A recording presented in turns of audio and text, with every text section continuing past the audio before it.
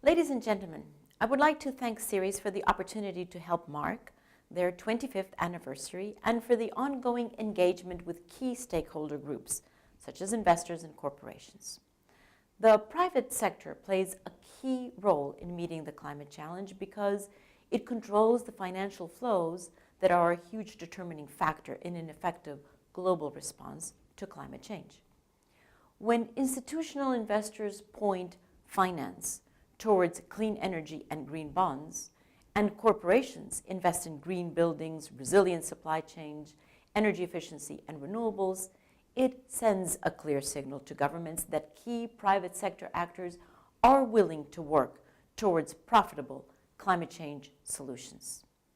I commend investors already acting to ensure climate risk does not threaten your ability to fulfill your fiduciary duty to beneficial owners and provide stable returns at the same time.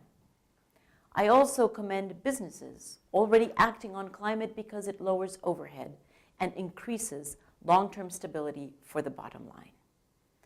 I had the pleasure to attend the 2014 Investor Summit in January. Since then, I have met with many groups, energy leaders, legislators, security forces, city leaders, youth groups, faith groups, and ministers. I have heard overwhelming support for climate action for reasons of practical governance and prosperous social and economic growth. From staterooms to boardrooms to classrooms, the world wants leaders to deliver the benefits that come from aligning corporate strategy and national policy with our changing climate reality. We can ill afford to ignore the risks any longer. I am not one to stand on protocol or mince my words when it comes to the imperative to act.